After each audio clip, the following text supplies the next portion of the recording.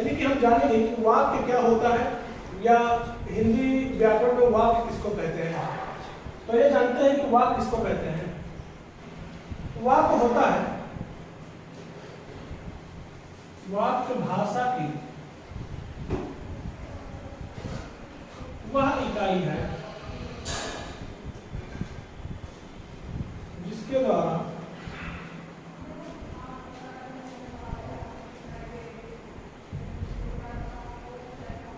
हम अपने भावों को पूर्ण रूप में प्रकट करते हैं।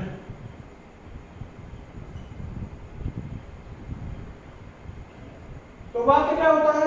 वाक्य होता है, वाक्य भाषा की वह इकाई है जिसके माध्यम से या जिसके द्वारा हम अपने फीलिंग्स को, अपने भाव को, अपने विचारों को पूर्ण रूप से, यानी कि पूरे जितने विचार हमारे मन में आए हैं उनको पूरी तरीके से हम प्रकट करते हैं, उसको वाक्य कहते हैं। अब हम जानेंगे कि वाक्य, एक वाक्य को बनने के लिए कम से कम कितने तत्वों की जरूरत है, या कह सकते हैं कि कितने चीजों की जरूरत है एक संपूर्ण वाक्य को बनाने के लिए। तो क्या होता है, इसके लिए भाषा की एक संपूर्ण इकाई में कम से कम दो तत्व अनिवार्य हैं।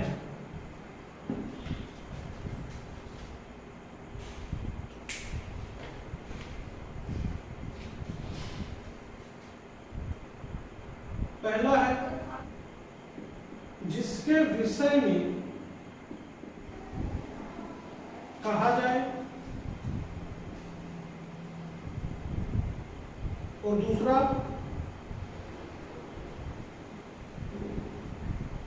है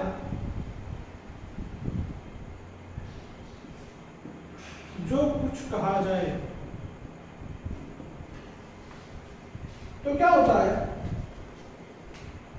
एक वाक्य को संपूर्ण वाक्य बनाने के लिए कम से कम भाषा की दो इकाई का होना, दो तत्व का होना बहुत ही जरूरी है। और वो दो तत्व क्या क्या है? एक है जिसके विषय में कहा जाए, यानी कि एक वाक्य में क्या होता है, एक ऐसा चीज होगा, कोई ऐसा तत्व होगा जिसके बारे में हम बता रहे हैं, और दूसरा होगा जो हम उसके बारे में बता रहे हैं। यानी कि कोई उदाहरण के तौर पर अगर हम ले ले तो कहेंगे कि वो पहाड़, वो पर्वत बहुत बड़ा है। तो क्या हो गया, एक हो गया विषय के बारे में, जैसे कि वो पहाड़ बड़ा है, और क्या हो गया, उसके बारे में हम पहाड़ के बारे में बता रहे हैं। एक हो गया कि पहाड़ का हम बता रहे हैं कि बड़ा है, दूसरा हो गया कि उसके बारे में भी बता रहे हैं कि वो पहाड़ जो है वो बड़ा है। तो कहने का मतलब है कि वाक्य जो है भाषा की वह इकाई है जिसके द्वारा हम अपने विचारों को, अपने भावों को पूर्ण रूप से प्रकट करते हैं। और एक वाक्य को बनाने के लिए कम से कम मिनिमम दो तत्वों का होना जरूरी है। कौन कौन से दो तत्व हैं? जिसके विषय में कहा जाए, यानी कि जो हमारा सब्जेक्ट है जिसके विषय में हम कहते हैं, और दूसरा है कि उस सब्जेक्ट के बारे में हम क्या कहते हैं। इन दो चीजों को मिला करके एक संपूर्ण वाक्य बनता है। तो हमने भी वाक्य के बारे में जाना कि वाक्य क्या होता है, और उसको बनाने के, एक संपूर्ण वाक्य बनाने के लिए हमें किन दो तत्वों की जरूरत होती है वो जाना। अब हम जानेंगे कि वाक्य के कितने अंग होते हैं। वाक्य के अंग, वाक्य का पहला अंग हो जाएगा उद्देश्य, और दूसरा हो जाएगा विधेय। तो हमने पहले वाक्य जाना, वाक्य क्या होता है और कैसे वाक्य एक संपूर्ण वाक्य बनता है, उसके बारे में जाना। अब हम जान रहे हैं कि वाक्य के कितने अंग होते हैं। तो वाक्य का पहला अंग है उद्देश्य, और दूसरा अंग है विधेय। तो अभी हम वाक्य अंग में सबसे पहला जो हमारा है उद्देश्य, उसके बारे में जानेंगे क्या होता है। तो उद्देश्य क्या होता है, वाक्य में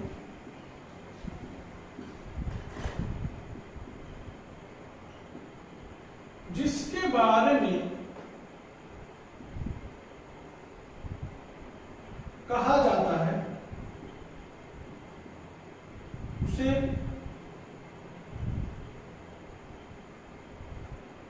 उद्देश्य कहते हैं। तो उद्देश्य क्या होता है? कोई भी वाक्य है और उस वाक्य पे हम जिसके बारे में बता रहे हैं या किसी भी चीज के बारे में बता रहे हैं उसको हम क्या कहेंगे? उद्देश्य कहेंगे। हमारा उदाहरण हो जाएगा,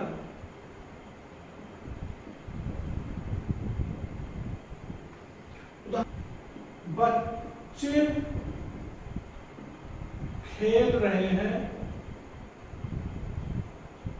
और दूसरा हो जाएगा मोर नाचता है।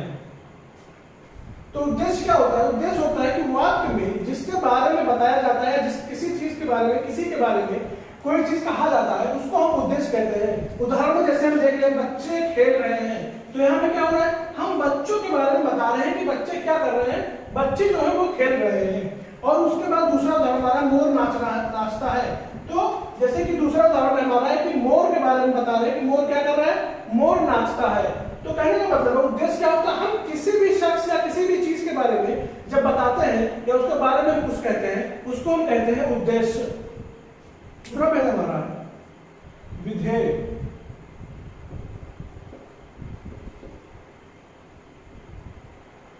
विधेय होता है वाक्य में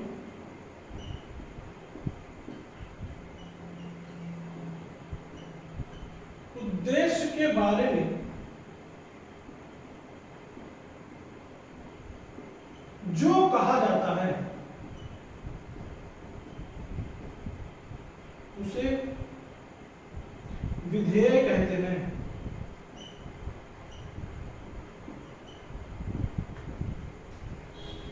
उदाहरण के तौर पर तो यहां पर उदाहरण हम जो पहले हमने उद्देश्य में जो उदाहरण लिया था वही उदाहरण लेंगे, क्योंकि उससे क्या होगा? हमें समझने में आसानी होगी। तो हमारा पहला उदाहरण था उद्देश्य में, बच्चे खेल रहे हैं। तो दूसरा उदाहरण था मोर नाचता है। तो विधेय क्या होता है? विधेय होता है वाक्य में उद्देश्य के बारे में जो कहा जाता है उसको क्या कहते हैं? विधेय कहते हैं। यानी कि जैसे कि हम यहां पे देखेंगे कि हम विधेय और उद्देश्य दोनों को, जो दोनों अंग है वाक्य के, उनको साथ में लेकर चलेंगे। तो उद्देश्य में क्या होता था? उद्देश्य में हमारा होता था कि किसी भी वाक्य में हम किसी के बारे में, कोई भी शख्स था या कोई भी चीज थी या कोई भी प्राणी था, उसके बारे में हम बता रहे थे कि वो क्या कर रहा है, उसको हम कहते थे उद्देश्य। लेकिन विधेय क्या होता है? जब उद्देश्य क्या कर रहा है हम उसके बारे में बताएंगे, वो चीज हमारा हो जाएगा विधेय। तो जैसे कि हमने उद्देश्य में देखा था, हम पहले उदाहरण में हमारा बता रहा था कि बच्चे खेल रहे हैं।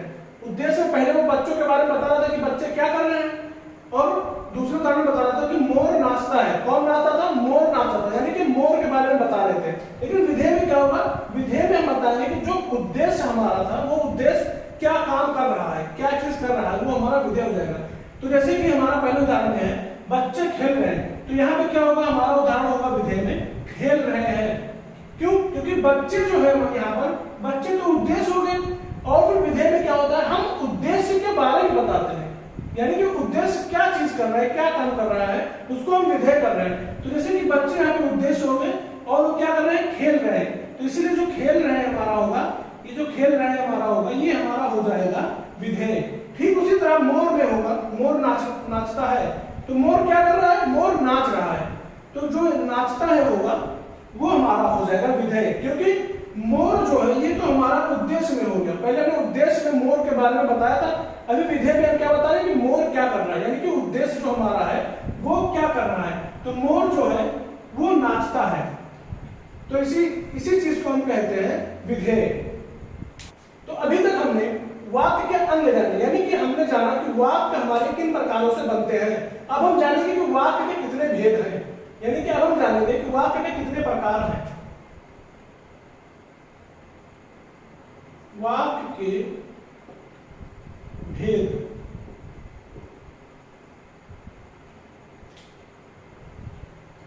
तो क्या होता है? रचना या बनावट के आधार पर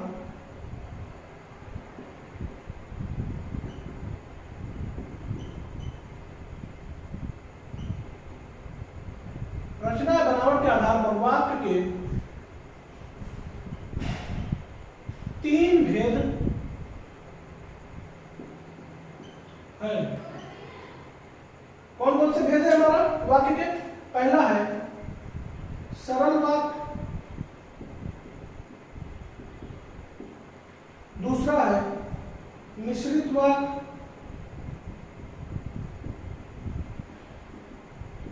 तीसरा है संयुक्त वाक्य।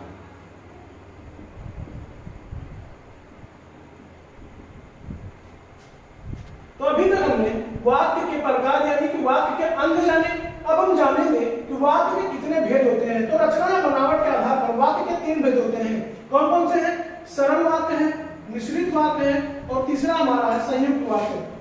तो वाक्य के भेद में सबसे पहला हमारा है सरल वाक्य। सरल वाक्य क्या होता है? जिस वाक्य में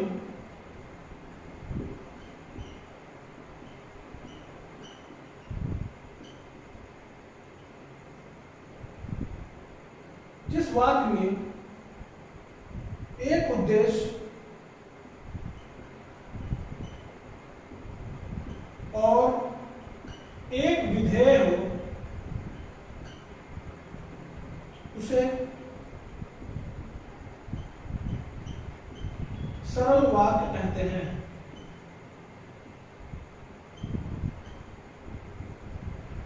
सरल वाक्य क्या होता है?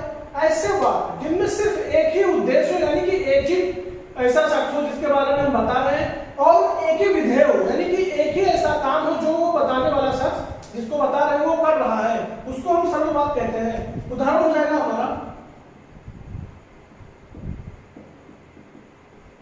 रोहन जाता है,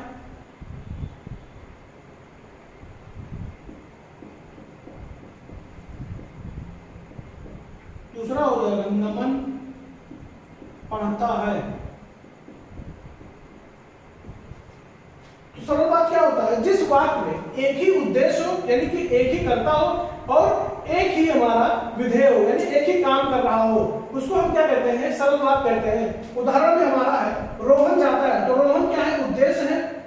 रोहन एक ही है, वो उद्देश्य है, और वो क्या कर रहा है? वो जा रहा है, यानी कि जाता है। ये हमारा विधेय हो गया। तो क्या हो रहा है? एक ही उद्देश्य हो रहा है और एक ही हमारा विधेय है। ठीक उसी प्रकार दूसरे उदाहरण में है नमन जो है ये उद्देश्य है, और पढ़ता है क्या है? ये पढ़ता है जो है वो नमन जो है वो कार्य कर रहा है, उसको हम क्या कहेंगे? विधेय कहेंगे। तो क्या हो गया? उद्देश्य एक ही है, एक ही विधेय भी है, इसलिए इसको हम सरल वाक्य कहेंगे। तो वाक्य के भेद में दूसरा भेद हमारा है मिश्रित वाक्य।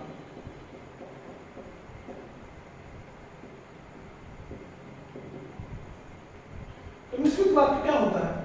जिस वाक्य में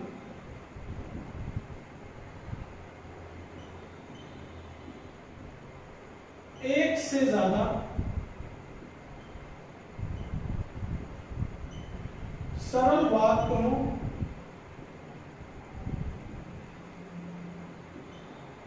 और एक प्रमुख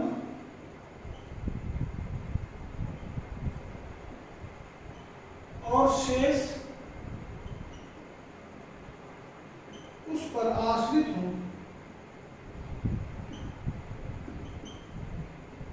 मिश्रित वाक्य कहलाते हैं।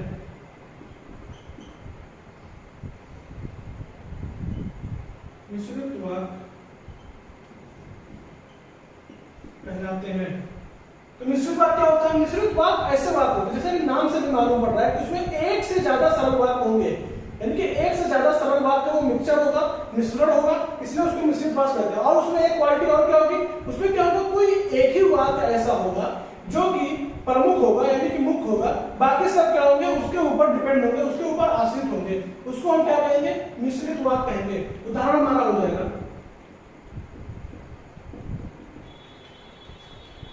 दक्ष ने कहा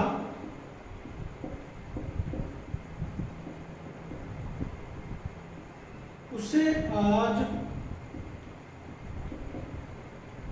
बुखार है।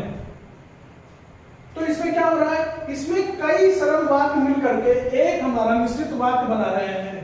तो क्या है इसमें? इसमें देखिए हमारा एक ये उद्देश्य हो गया और उसके बाद में फिर उसे भी हमारा उद्देश्य है, और उसके बाद में आज बुखार है, उसको मतलब क्या है, ये क्या है, ये हमारा वो विधेय हो गया। तो हम जैसे कि उदाहरण से देख रहे हैं, इसमें एक से ज्यादा सरल वाक्य मिल करके एक वाक्य बना रहे हैं जिसको मिश्रित वाक्य कहेंगे। वाक्य भेद के हमारा तीसरा है संयुक्त वाक्य। तो संयुक्त वाक्य क्या है, जिस वाक्य में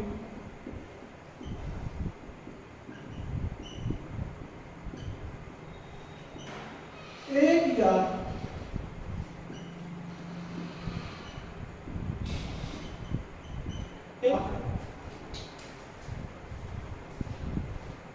एक से अधिक सरल वाक्य,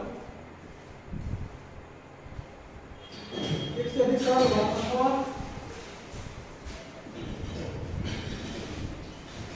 सामान्य वाक्य संयोजक से जुड़े हों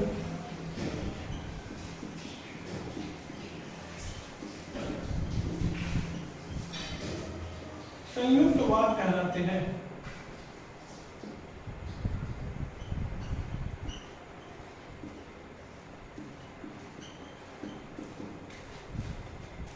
तो संयुक्त वाक्य क्या होता है, जिस वाक्य में एक या एक से अधिक सरल वाक्य या सामान्य वाक्य संयोजक से जुड़े हो, यानी कि कोई उनके बीच में एक संयोजक लगा हुआ है जिसकी वजह से एक या एक से अधिक जो सरल वाक्य है वो आपस में जुड़े हुए हैं, उनको हम कहेंगे संयुक्त वाक्य। उदाहरण हमारा हो जाएगा,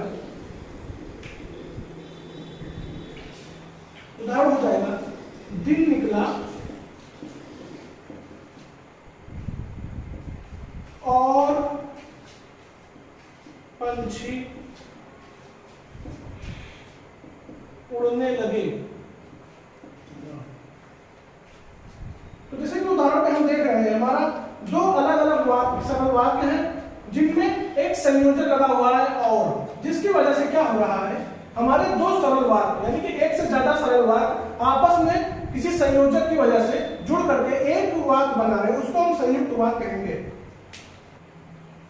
तो आज की क्लास में हमारा वाक्य विचार जो हमारा टॉपिक था वो खत्म हो गया है। अगली क्लास में हम हिंदी के एक नए टॉपिक के साथ में आपके सामने हाजिर होंगे। हमारे चैनल को लाइक शेयर सब्सक्राइब करें। धन्यवाद।